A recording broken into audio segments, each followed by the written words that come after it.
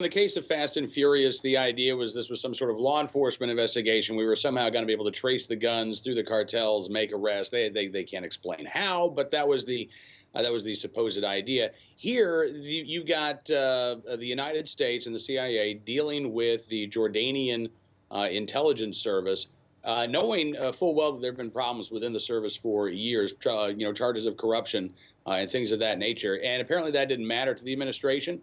Now you've got these guns. We don't even know how many of these guns have ended up in the black market or have ended up in the hands of terrorists. But it is fascinating. It was just a few days ago, Dana, that we heard Democrats talking about how Republicans want to arm terrorists. And now we know that the Obama administration, through this deal, actually ended up arming terrorists. And I haven't heard any condemnation from those same Democrats. That's a good point, too, because a lot of the Syrian rebels that are mentioned in this, I mean, we don't know. We've never been able to actually determine who, in fact, these people are, except that they're just this mash of Taliban and some al-Qaeda and some of the very people we've been fighting in Afghanistan and Iraq for quite a long time. Now, I'm sure, Kim, this might be kind of an obvious question, or maybe rhetorical. I'm sure that they did some sort of background checks on these people, correct?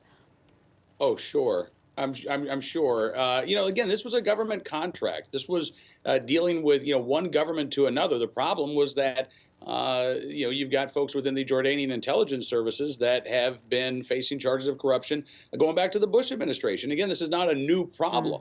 And this is something that apparently was discussed and debated within the Obama administration for almost a year, according to the New York Times.